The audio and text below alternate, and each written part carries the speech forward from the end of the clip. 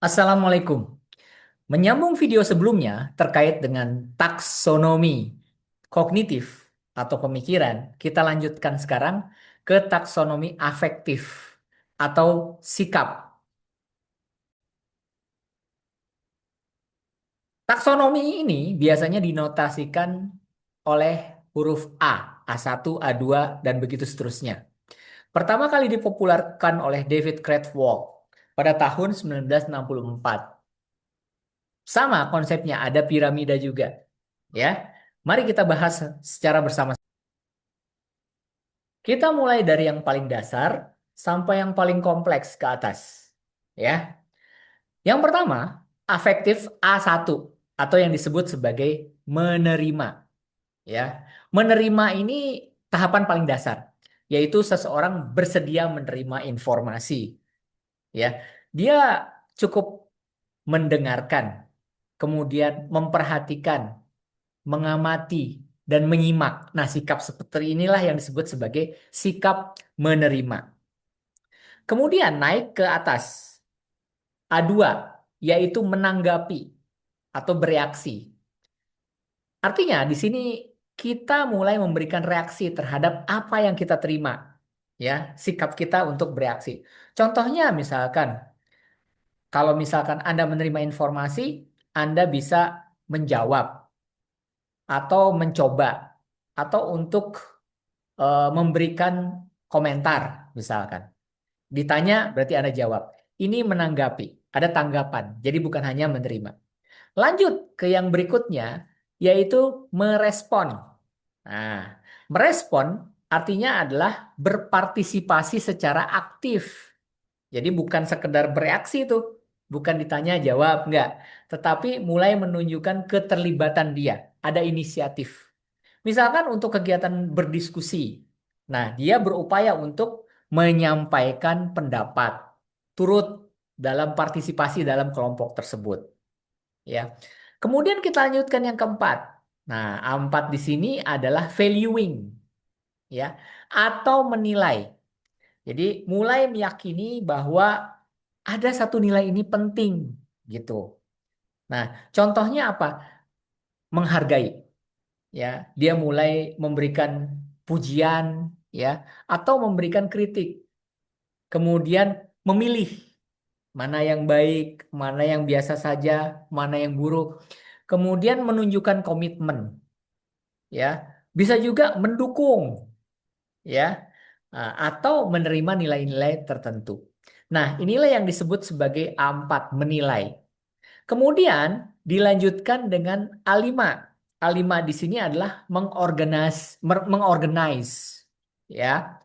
Jadi mulai menyusun berbagai nilai menjadi satu sistem yang konsisten, ya. Ia mampu menentukan mana nilai yang lebih penting, ya, ketika menghadapi suatu konflik. Nah, contohnya dia tuh mampu mengintegrasikan, mengorganize itu membagi-bagi tugas. Sikapnya dia mampu.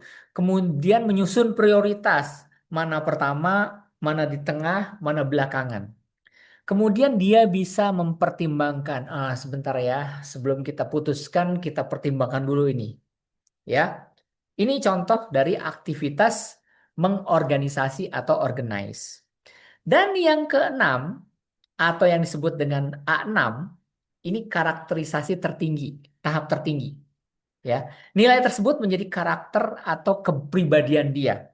Ya, ya. Jadi dia melakukannya secara konsisten tanpa perlu diawasi, tanpa perlu diingatkan. Ini udah menjadi karakter.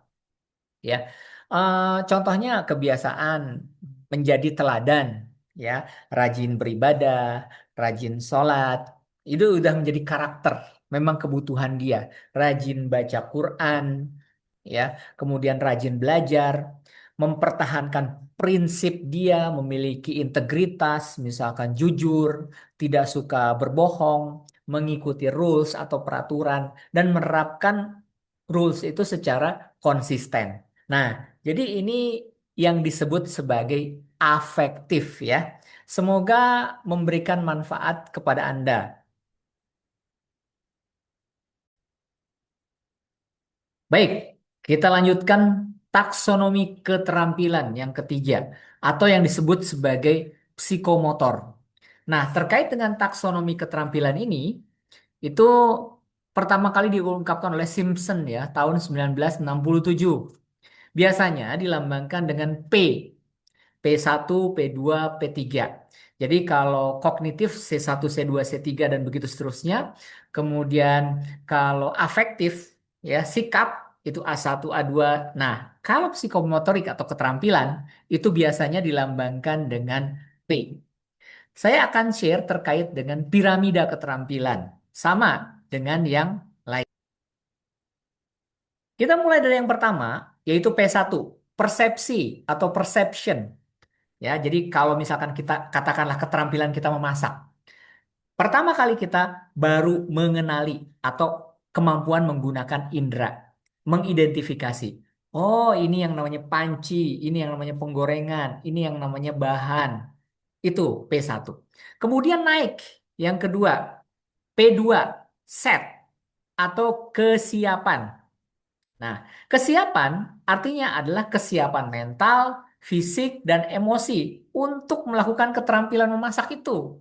Ya, contohnya bersiap, kemudian memposisikan, ya, atau menunjukkan kesiapan tertentu. Dia siap untuk memasak. Nah, melalui apa? Misalkan kalau Anda memasak menggunakan pakai celemeknya gitu ya. Nah, dia siap. Kemudian menyiapkan bahan-bahannya yang sudah akan dia proses ya. Kemudian yang ketiga, P3, mekanisme atau mekanisme terpadu. Artinya mampu melakukan keterampilan dengan cukup benar ya. Dia saat ini sudah sering memasak nih, sudah sering berlatih. Berarti dia cukup bisa memasak gitu ya.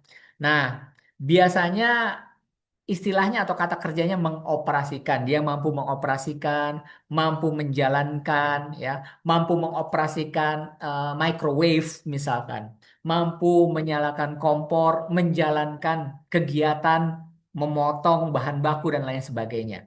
Ya, kemudian naik yang keempat, yang disebut sebagai mekanisme kompleks atau yang disebut dengan complex overt response. Jadi keterampilan yang dilakukan bukan cuma benar, tetapi dia bisa cepat, tepat, lancar, dan akurat. Jadi masaknya bukan cuma 30 menit. Dalam waktu 15 menit dia bisa cepat itu melakukan sesuatu. Nah, ini yang disebut sebagai mekanisme kompleks. Kemudian yang kelima, naik lagi nih semakin sedikit. Dia bisa membiasakan atau beradaptasi. Nah, pada taksonomi yang kelima ini adalah bukan membiasakan atau mengorganize ya, tetapi mencampurkan istilah ya. Jadi mampu memodifikasi atau menyesuaikan keterampilan sesuai dengan situasi yang baru. Ya, misalkan dia udah jago nih bikin rendang. Ah, kita modif. Gimana ya caranya supaya rendang ini dapat dikonsumsi oleh orang Eropa yang tidak suka pedas misalkan. Jadi dia bisa memodif itu ya. Kemudian yang paling atas ada yang disebut sebagai naturalisasi atau naturalization, ya. Jadi naturalisasi ini meng-create sesuatu yang baru atau keterampilan baru, ya. Jadi dia bukan hanya eh, mengkombinasikan atau memodifikasi makanan, tetapi dia menciptakan makanan baru, gitu. Nah, jadi bisa mencipta, mengembangkan, mendesain atau merancang sesuatu yang baru. Nah, itu implementasinya terkait dengan keterampilan memasak yang saya contohkan. Nah, inilah yang disebut sebagai taksonomi psikomotor atau keterampilan. Ya, semoga bermanfaat. Tetap semangat belajar. Assalamualaikum warahmatullahi wabarakatuh.